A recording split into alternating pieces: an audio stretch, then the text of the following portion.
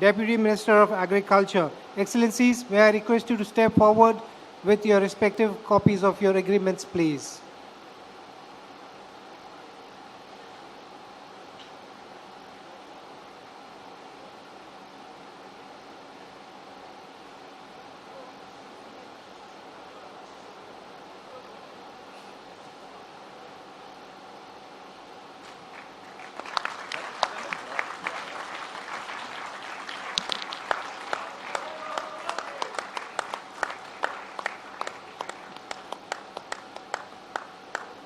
Thank you, Excellencies. There were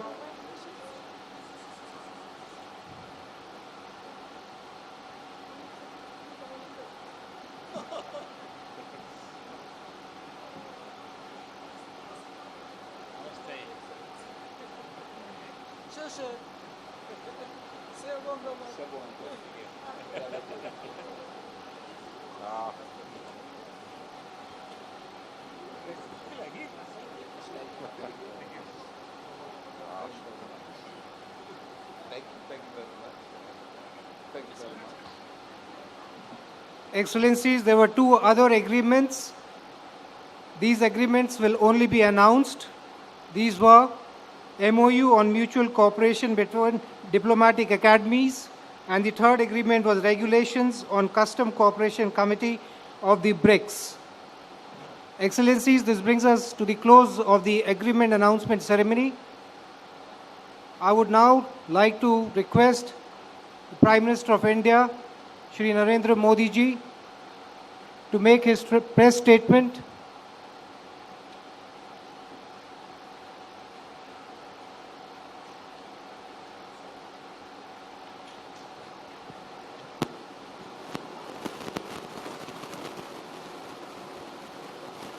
Excellencies, ladies and gentlemen, friends from the media, we have just concluded the 8th BRICS Summit. It had been our honor and privilege to welcome President Xi, President Zuma, President Temer, and President Putin to the beautiful state of Goa. Our discussions that spread over 3 sessions today were detailed, substantive, and productive. In the morning, we exchanged views on important global issues including terrorism, global economic scenario, and the need to reform the global governance architecture. We also utilize the opportunity to review ongoing BRICS cooperation. During the plenary session, we focus on ideas and possibilities for increasing India-BRICS cooperation. The conversation was useful and forward-looking.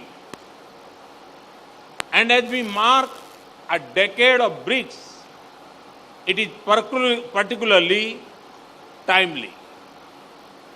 We have just ended a session with the BRICS Business Council.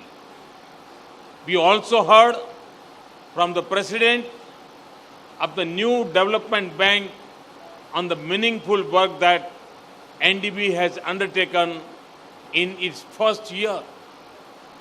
I am happy to share that we have adopted the Goa Declaration that lays a comprehensive vision for our cooperation and coordination within BRICS and on international issues. Ladies and gentlemen, let me now turn to the issues that received high attention from the BRICS leaders during the summit. We were unanimous in recognizing the threat that terrorism, extremism, and radicalization present not just to regional and global peace stability and economic prosperity, but also to our society, our way of life, and humanity as a whole. We are also one in agreeing that BRICS need to work together and act decisively to combat this threat. We underscore the need for close coordination on tracking source of terrorist financing and targeting the hardware of terrorism, including weapons, supplies, ammunition, equipments, and training. We also agreed that those who nurture, shelter, support, and sponsor such forces of violence and terror are as much a threat to us as the terrorists themselves. India is happy to note that the unity of the thought and purpose on this serious global challenge, putting the global economy back on track, was another focus point of our deliberations. We recognize the positive contribution of BRICS countries to global economic growth after the 2008 financial crisis. We feel that it is necessary for economies to make public investments in long-term infrastructure projects, coordinate microeconomic policy, drive growth, and promote world trade and manufacturing with renewed vigor. We emphasize the central role of the WTO as the cornerstone of the multilateral trade architecture. We acknowledge the need to strike a balance between economic development and environmental protection. We welcome the early entry into force of the Paris Climate Agreement. India was proud to ratify the agreement on 2nd October this year, the birth anniversary of the foremost environmentalist in history, Mahatma Gandhi. As BRICS leaders, we agreed to focus on institution building within the BRICS as an effective way to pursue our development agenda. We commended the new development bank on completion of its first year. We agreed that the NDB should continue to focus on infrastructure, technology, and renewable energy sectors.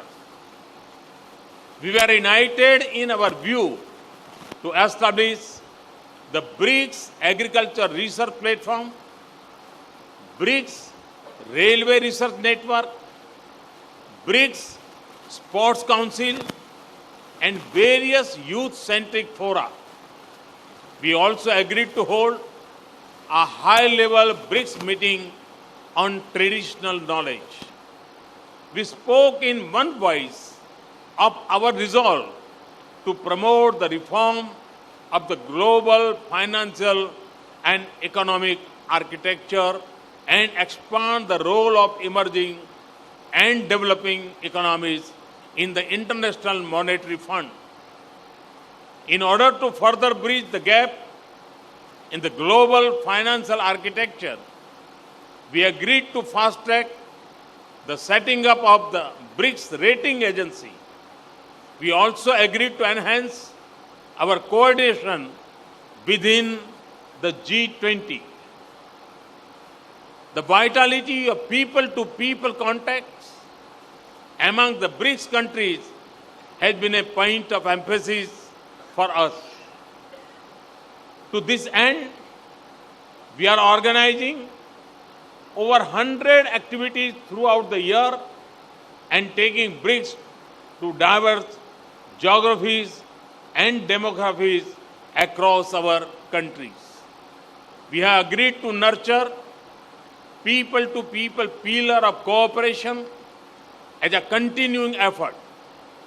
The BRICS is also committed to strengthen our consultations and cooperation on peace and security matters. Ladies and gentlemen, a highlight of the Goa summit will be the outreach to the BIMSTEC countries. The heads of state, heads of government, and leaders from Bangladesh, Bhutan, Myanmar, Nepal, Sri Lanka, and Thailand, that together with India collectively constitute the BIMSTEC, are in Goa as the special guest to 8th BRICS Summit. The first BIMSTEC Outreach Summit will be held later today.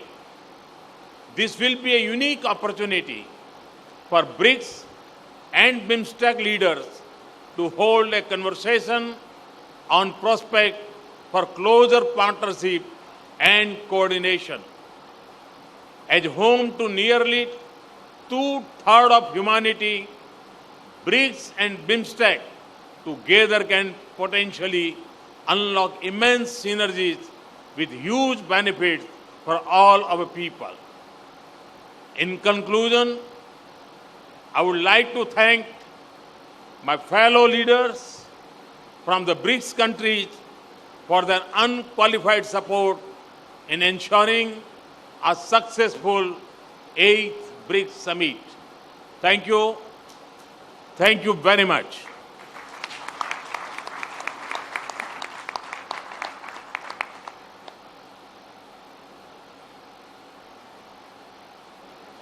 Excellencies, this brings us to the close of the 8th BRICS Summit. Thank you.